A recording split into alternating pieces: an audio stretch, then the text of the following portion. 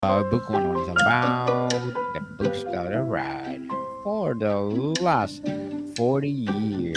So today I have my special guest.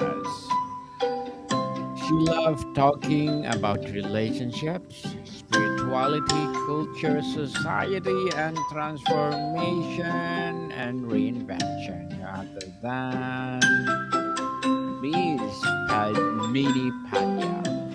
Hi, thank you so much for having me.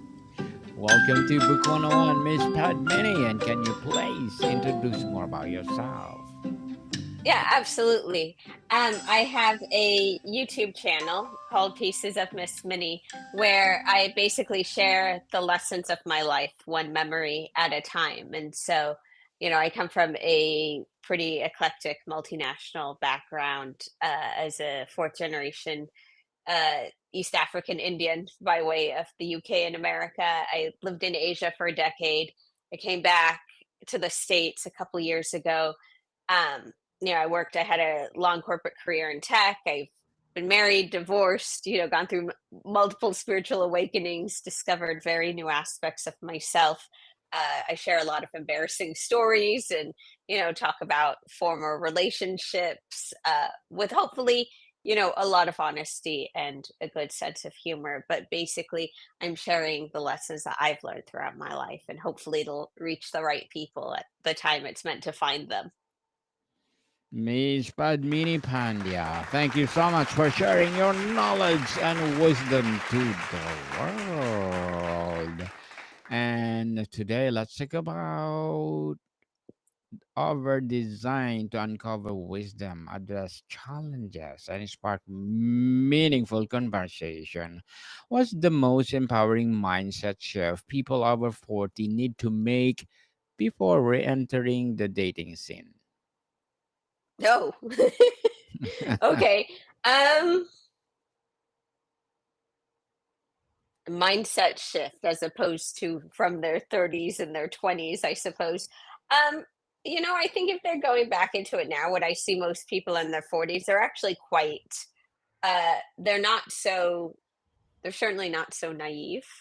It's something that I think everyone will admit, like, they would rather find love than not find love, but at the same time, they do not have the patience to make the mistakes or deal with a lot of the nonsense they probably dealt with in the past. And so, I think what I see people doing is getting very, very honest with themselves about who they are and very honest about who it is the type of person they are interested in and who they're willing to entertain and who they're not. So I see everybody being a lot more selective and protective of their time and their energy, which I think is a really good idea. And, in your 40s, there's a lot of other things to take up your time and your interest. And, everyone's career is in full throttle at this point. So, um, people being a lot more discerning than they were in the past. How has your relationship with yourself changed since your 20s or 30s, and how does the impact dating now? Um, in my 20s and my 30s, well, in my 20s, I was married. So it was very different. I only really started dating as an adult in my 30s. I got married at 24. I met my late ex-husband at 22 and we divorced at 31. So actually I was a wife in my 20s. It was in my 30s that I started dating. That was a bit confusing because oh, not only did I start dating in my early 30s, I also moved countries and continents. So I left America and Miami and I moved to Bangkok. And I was working in Bangkok for about 2 odd years before moving to Singapore for about 7. So it was quite interesting, a bit confusing as well because I was dating people from around the world and I was trying to be open minded, but because I had kind of missed out on dating in my 20s, I did not have the discernment that I have now. And I think, I also probably um, I was a bit more open minded than I am now. I suppose that I was giving a couple different types of relationships and maybe types of men a chance that I probably wouldn't now in my 40s. So, I think I have certainly my relationship with myself is that I am a lot more honest with myself, and I'm also a lot more protective of my energy. I think I put a lot more emphasis on dating in my 30s. It was a much bigger part of my life. Now it's not really a part of my life. I'm open to it, but I'm not doing it with any amount of like energy or intention. I'm just basically waiting to see what happens and going from there. What past relationship pattern or baggage do people most often need to unpack before dating successfully at this stage? Not projecting old relationships, or even I think a lot of people, if they haven't healed whatever their childhood trauma was or whatever dysfunctional relationship they had with either their mother or their father, and certainly by this age, perhaps with an ex-wife or ex-husband, I think, or even ex-boyfriend or ex-girlfriend, it's like you cannot, while you have to be discerning and know, pay attention to patterns and pay attention to evidence and action and not words and, imaginary futures. At the same time, you cannot punish somebody new for the actions of somebody else, whether, it's a man who has, unhealed mommy issues, or, he's still angry about his ex-wife for some reason, or vice versa, that, everyone needs to be treated fairly and almost start with a clean slate. And you can't bring in all your old baggage and start accusing somebody of behaving the same way, as somebody's mother or ex-wife or ex-girlfriend, people that they've never even met before, just because, you have unhealed wounds. That's just a recipe for sabotage and disaster.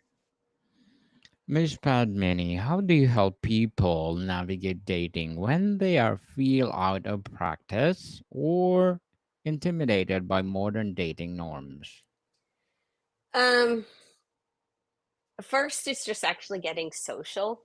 I think, like, if you're not in a fairly healthy social swing of, hanging out with women, hanging out with men, playing sports, going to professional events, dating could really be a bit too intense. I would say if they're not social and networked first, start there. Start platonically and even same sex, and then, co ed, if you want to put it that way.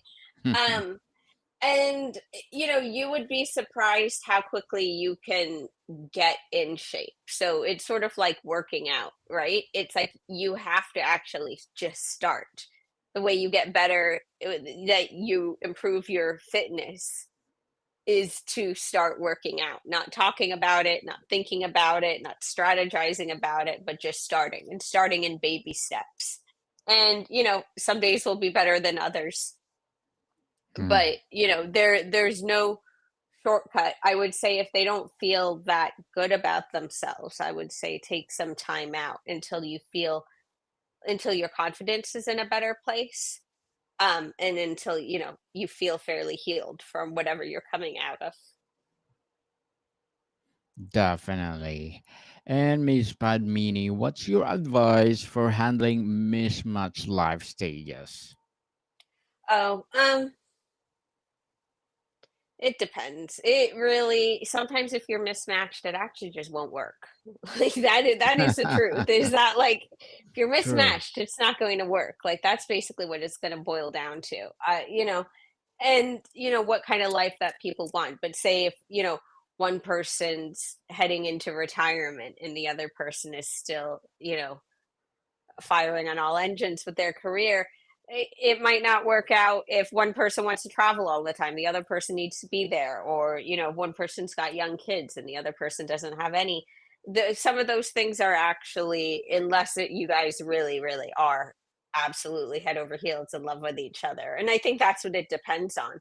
The amount of effort you're willing to put in and the amount of compromises you're willing to make really has everything to do with how you both feel about each other. And you know, if it's the love of your life, then you make it work. And if they're not, the effort is correlated. Mm.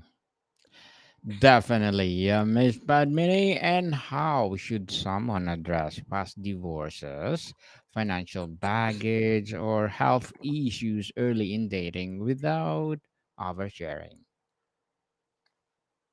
Oh God, those are all. I mean, those are all like massive variables. There are 100 reasons people get divorced. So it's not fair to say, one person's reason is the same as the other. Some people are fairly healed, and some people could be years out of that divorce. Some people could only be months or a year or two, which is something completely different than 10 years. Um, I think, it's never a good sign if the problem is always the other person. If I hear a man basically always saying, my ex-wife was this, my ex-wife was that, and blaming her for everything, that's basically a red flag. Then I know he's lying. Then I know, like, actually he was probably the problem. If, his ex is, painted out to be such a demon. So I certainly look for like fair representation, and if I don't see that, then I assume that the person is accustomed to playing the victim and playing the hero, and their words don't carry as much weight. How they overshare or undershare, I think that is, it's mutual. I think undersharing is safer than oversharing is a good rule of thumb. You can't undo oversharing, but you can. If you have undershared and there are more questions, you can still answer them. I think it also depends on how involved, like if you still have relatively young kids who aren't in high school or rather college yet, and you're still co-parenting, there probably needs to be a decent amount of transparency, because that other parent is still very much involved in the day-to-days, and the shared custody or whatever that arrangement is. If they're long gone and you really aren't that entangled, then and if it's fairly healed and in the past, then no need to, hash it up. Like I was married, but I've had a number of relationships since, and I actually can't say that some of my ex-boyfriends weren't perhaps more significant or equally as significant as an ex-husband. Just because he got that title and they didn't, some of those other relationships were far more recent and far more pertinent than the man I happened to marry in my early 20s, which was at this point 2 decades ago. Miss Padmini, what's your number one strategy for using dating apps effectively after 40? Um, People think I'm not. I'm kind of on dating apps right now, but I'm really not. I'm on them, but I won't open them. So I'm not participating in them. Um, so I don't know if I have messages or not. I'm just not. I will not open them. I see them and I avoid them. Um, People think I've actually helped a lot of people do their profiles, and I think people approach it with the misconception of wanting to cast a broad net, and what happens is that they come across as very diluted and very blah. Like, and when I see a man's profile that really just doesn't show too much personality, I am not interested. I don't like bland answers. I don't like bland photos. I like to see personality, because then I know, okay, this person's funny, they're interesting, they're intelligent, and then that makes me want to engage them. But when they're trying to just come across as quote unquote nice, and it really actually, I think it serves the opposite purpose. They think they're casting a broad net, but really what they're probably catching is a lot of nonsense and then nothing at all. I would actually say a better strategy is to really show off your personality, show off your lifestyle, show off your quirks, because I think that's where when I've done that, I have met the more interesting men who I've had more in common with. Um, but to each their own. Like, over 40 is a different thing. Women in their 20s can, will just post bikini photos, and that's basically what the men are looking for, and that's what the women are serving. So that's a different market. But when you're into a more intellectual, more professional, more educated uh, demographic, I think personality and interest and intelligence go a long way. Miss Padmini, As your stage right now, what are your short term and long term goals? Um, I am in a very experimental place right now with, what I'm doing on YouTube, and, I've been on more podcasts recently, and I am seeing where things go. Short term, I think I'm just trying to rein in, my habits, my time, I'm just trying to get more efficient and disciplined. Um, while not beating myself up, which is something I think I was such an overachiever that it was like no matter how much I did, I always made myself feel like I wasn't doing enough. And now I'm really trying to not be so hard on myself while actually tightening up my system. Long term, I'm not sure. I really don't know. I am playing this out because, God knows where even we will be as a country or as a world. So I am long term, I would I have some ideas that I want to work on, but I am, this year alone, we're only like 6, 7 months into this year, and it feels like it's been about 3 years. So, I have no idea where we'll be in December. Definitely. And good luck to your goals, Miss Padmini, and looking forward for more success. And what would be your piece of advice for those people out there that want to be for sure like you? Oh, I mean, I don't know what like me means. I don't want, and I don't want to assume that like, I don't think being like anybody is a goal. I think actually finding yourself is the goal and being exactly like yourself. But I don't want to be so presumptuous. I don't even know what like me means. So I don't want to give anyone suggestions on how to how to emulate my lifestyle. I don't think it's, built for everybody. Okay, then, Miss Padmini, and can you please recommend a book that influenced your journey? There were actually a couple books, but the same author, Jimbula Lahiri, and some of her very early work. I think it was her first book, The Interpreter of Maladies, which was a collection of short stories about. It was a very much about different South Asian experiences in America. Some as first, second generation, um, different ages, and it was all different women. And that was a really transformative book at, you know, maybe not ahead of its time, but right at the right point in time. And that was a brilliant book. And I love short stories. And also The Namesake and even Unaccustomed Earth. Those were three books. I think she wrote them in that order. Those were all pretty uh, groundbreaking books, which had a lot of impact on me at at a young age. So I really, particularly anyone of South Asian descent, and even Asian descent, and any kind of immigrants, I think there's a lot.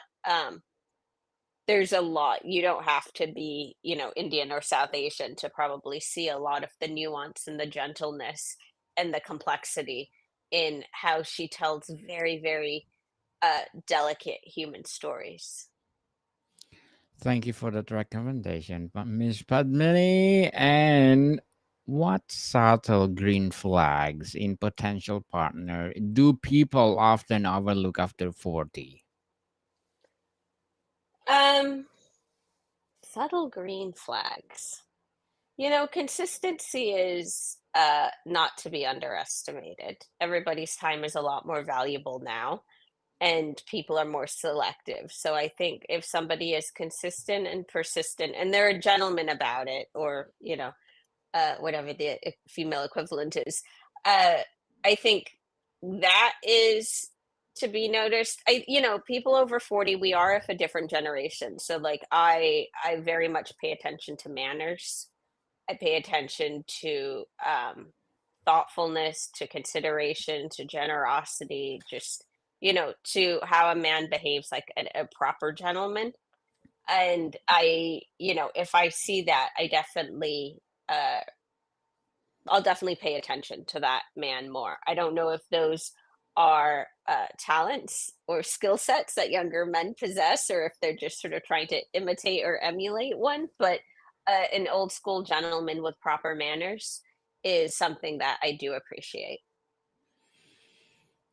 Miss Padmini, what outdated dating rules should people over 40 ditch immediately? Um,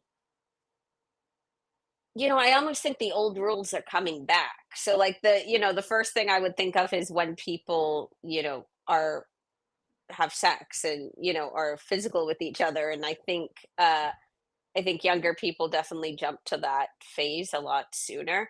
And I think they have a lot more dysfunctional relationships as a result. So I would actually say the art of courtship and dating, actually I would pay more attention to that. It depends though. I think there's probably a lot of judgment. You can have fun with casual encounters and relationships as well. And so maybe not judging oneself. It depends on what you're looking at. But um no, you can't get into trouble. Nobody's going to judge you. Your business is your own. You do not have to overshare with anybody. Any cultural baggage you grew up with as a child is not, it is in your head. And really, there are no rules. So while I do respect people who, like I said, I appreciate gentlemen, I appreciate courtship. At the same time, there is no need to judge oneself anymore. Those days are over. Definitely. So, Miss Padmini, before we wrap up our discussion for today, I'm inviting you to please do listen to my other podcast, people. My other podcast, because my abstract essay is already in fifth season, abstract poetry in second season, and my book 101 review in fifth season too, comedy 101 in second season, and my food 101 in fifth season as well. Geography 101 in fourth season, and my baby podcast Law 101 and Mental Health 101, Love Letters in third season, and Movie 101 Review and Music 101 in its fourth season, and Science 101 and Sex 101 in its first season. Please listen to them wherever you listen your podcasts. And Miss Padmini, what's the most delicious and unexpected gift of dating later in life that you want everyone to know about? It's actually a lot more fun because people know who they are. People have stopped, a lot of people already have had kids, they're married, they've been married, they've been divorced. People really put down a lot of the peacocking. And even if it doesn't lead to romance, I've made some great friends with men who are over 40 because, I think we all appreciate that finding intelligent, funny, eccentric, interesting, compassionate people is still rare on this earth. And so a lot of good friendships have come of it as well, which I've appreciated. Miss Padmini Pandya, thank you so much for sharing your knowledge and wisdom to the world. So, can you please invite our listeners to support your advocacy or any projects that you're doing right now? Certainly, well, personally, my YouTube channel, Pieces of Miss Minnie, where, like I said, I'm sharing the lessons of my life one memory at a time. And you can find me with the same handle on Instagram as well. Yes, people, let's support Miss Padmini Pandya because if you support her, for sure, more and more and more empowering videos to come, and for sure, more and more empowering advocacy to come. So, Miss Padmini, thank you so much for your time. Thank you very much. More to come, people. See you soon.